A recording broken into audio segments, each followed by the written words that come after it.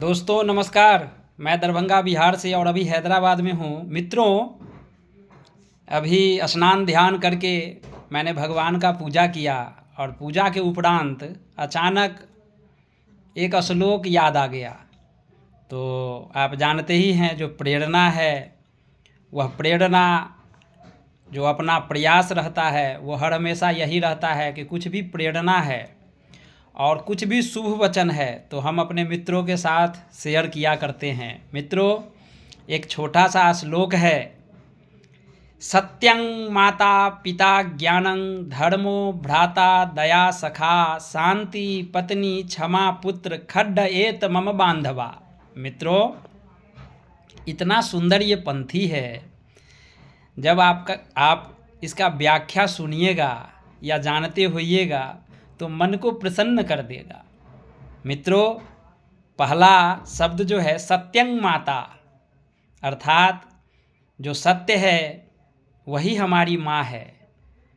अर्थात कभी भी आप या हम ये सुनते हैं कि अगर तुम सत्य पर हो तो पराजय तुम्हें छू नहीं सकता। तो मित्रों, वह जो सत्य है वह माँ है।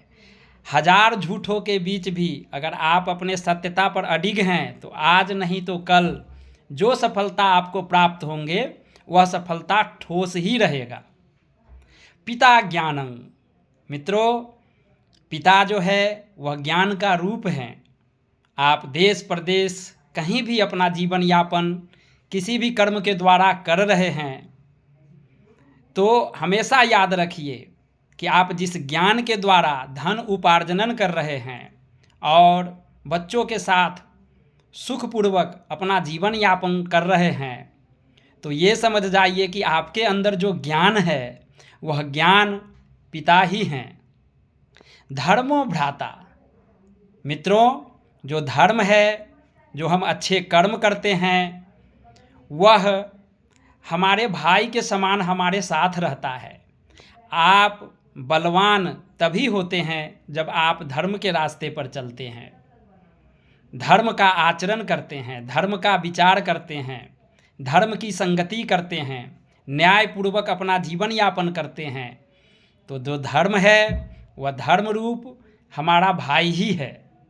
दया सखा, मित्रों, अपने मित्र के प्रति हमेशा दया का भावना रखना चाहिए। दया का भावना, बहुत ऐसे मित्र भी हैं जो आपस में उलझ जाते हैं, आपस में लड़ जाते हैं, लेकिन मित्रों ऐसा नहीं करना चाहिए, क्योंकि कभी भी आप जिनके मित्र हैं और दूसरे जो आपके मित्र हैं उनके प्रति आपको दया का भावना रखना चाहिए।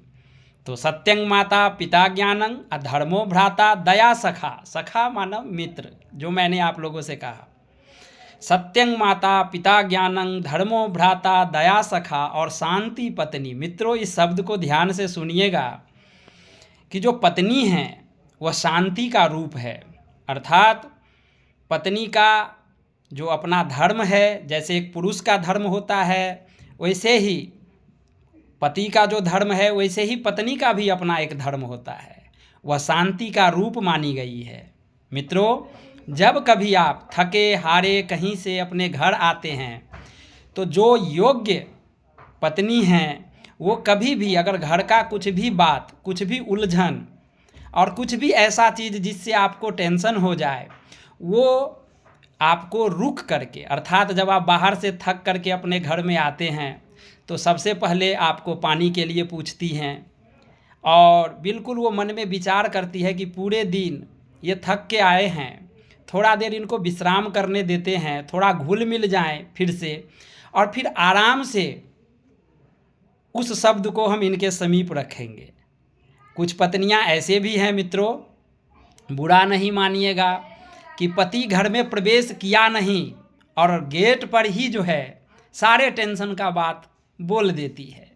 और एक तो आप विचलित हो करके बाहर से आ रहे हैं और घर के अंदर आते ही आप और भी ज़्यादा विचलित हो जाते हैं मित्रों।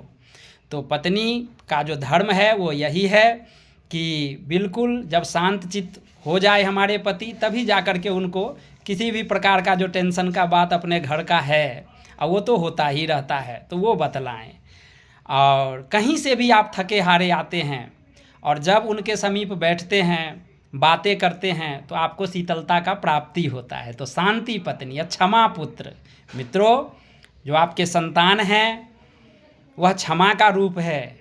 आपने देखा होगा कि लाख कितना भी वो गलती कर ले, आप उसको दंडित भी करते हैं, लेकिन वो दंडित बिल्कुल उस कुम्हार के तरह करते हैं जो एक तरफ तो घड़ा के अंदर हाथ का सहारा दिए रहता है और दूसरे ऊपर से थोड़ा थोड़ा चोट मारता रहता है।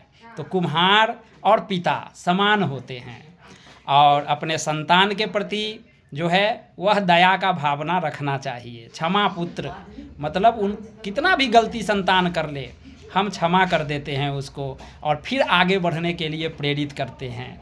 तो मित्रों, ऐसे ही कुछ योग्य बातें, सुयोग्य बातें, कभी भी ऐसे शब्द जो बहुत सारे लोग हैं जिनको पता नहीं है और बहुत ऐसे भी हैं जिनको पता है, तो जिनको पता नहीं है उनके लिए ये शब्द काफ़ी उपयोगी होगा मेरे मित्रों।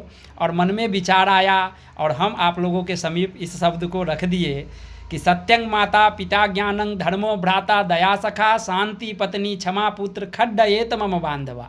यही 6 हमारे बंधु बांधव हैं।